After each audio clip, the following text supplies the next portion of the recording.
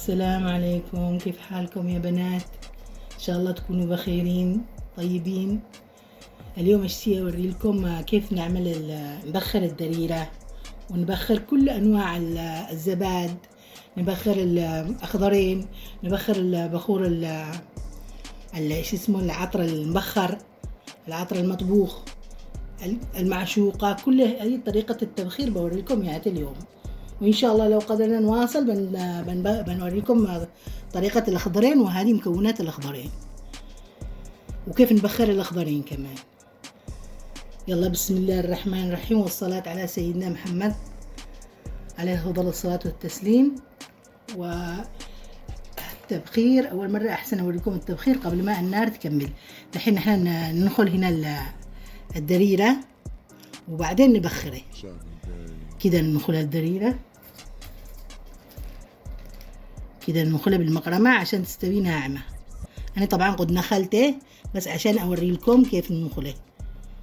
تمام كده ندخله، شفت كيف كده كده كده لما نقص عليها، لما تنتخل تمام تستوي ناعمة.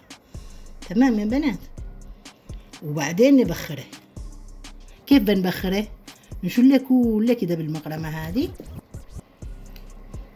أول مرة نعجنه بالريفدور، نعجنه بهذا الريفدور، نرش عليه الريفدور. أنا قد سويت الحين بس عشان أوري لكم. أرش عليه الريفدور وأخلطه تمام عشان تمسك البخور، وبعدين أسكبه كده في المقرمة.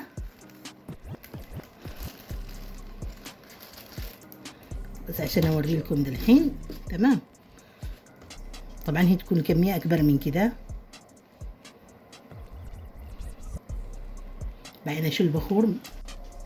دحين معايا هذا النار في المجمرة، وأسوي له من البخور المليح، وأسوي له عود وظفر، وعود وهذا الظفر،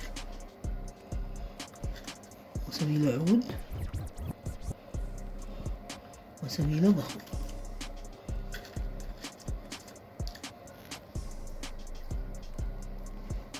تمام. وعمل كده.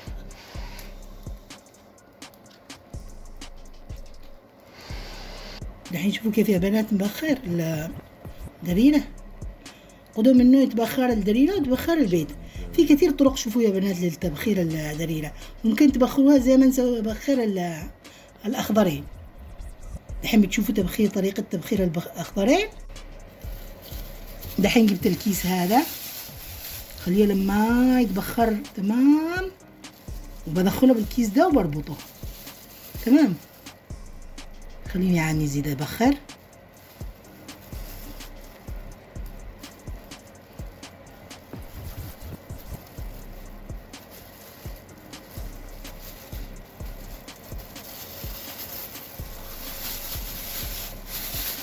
دحين جمعناه هنا بالكيس الأسود،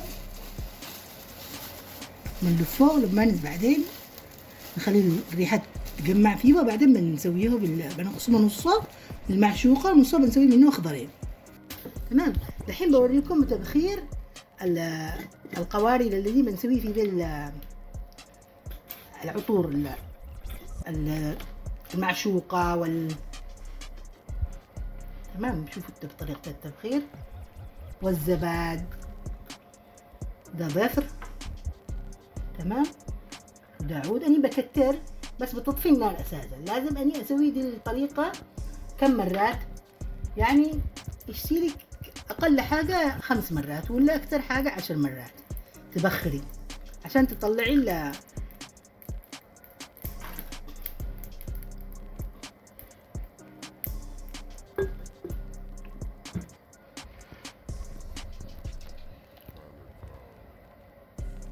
شوفي كيف يدخن.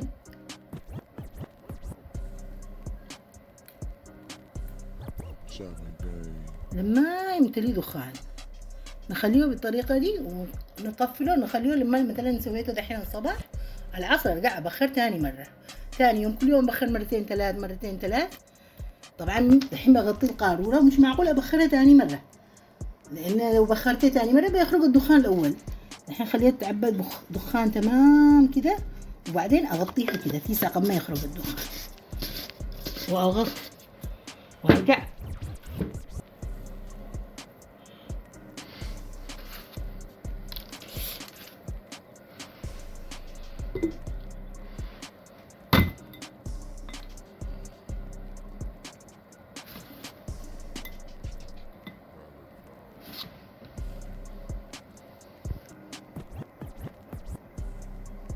دحين تكرري هذه العملية زي ما قلت لك 10 مرات.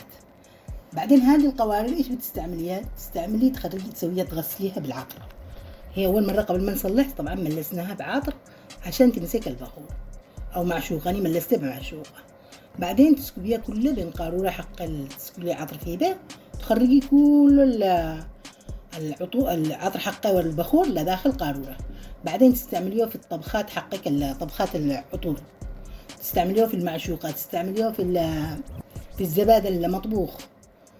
ليش تستعملي هذا؟ هذا يثبت الريحة. يعني لما تسوي عطر في راسك او ده يجلس تغسليه حتى ومكانه يكون الريحة موجودة في شعرك. يعني تسوي في الشعر، تسوي قبل ما تبخري تسوي الجسم، الريحة تبقى تمسك. يعني هذا ليش يخرج غالي؟ لان احنا نبخره بظافر وعود. يعني تكون حتى لو الكمية بسيطة لكن يكون في بيه اصلا تعب، وفي بيه كمان انه عود وظافر. بعدين لو سويتي ظفر مش مليح او بخور مش مليح ما بتطلعش الريحة مليحة. لازم تضطري تصلحيه حاجة غالية ومليحة عشان تطلع الريحة حلوة، ما يروحش تعبك حرام. الحين إذا نحن بنبخر هذا كده، شوفي هلبسنا الأخضرين بعد ما عجناها. إن شاء الله بفيديو تاني بوريكم كيف طريقة الأخضرين. الحين بعد ما عجناها وجهزناها نملسه كده في الجدران بس، والوسط شوفوا ما فيش. تمام. نطرح القصدير كده ونطرح النار. نطرح النار كده.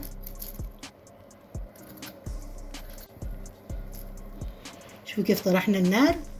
وده الحين بنطرح فوق هذا العود كده. ها، هذا العود والضفر. شوفوا الضفر والعود سويناه هنا. تمام. ده الحين بنغطيه كده بالقصدير. انا كنت بخرت من قبل، ده الحين دي ثالث مرة ابخر. تمام.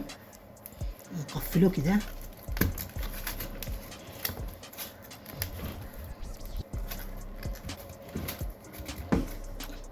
خلاص دحين نسيبه للعصر ونرجع نبخر ثاني مرة. تمام. تبخري زي ما قلت لك. هذه طريقة تبخير الأخضرين.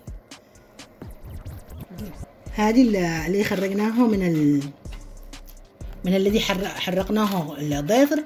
شوفوا الضفر هذا والعود كلهم نلفوه، كلهم نجمعه ونطحنه ونرجع نعجن في بول الأخضرين. خلاص سوينا التبخير. إن شاء الله بفيديو قادم بنصلح الأخضرين.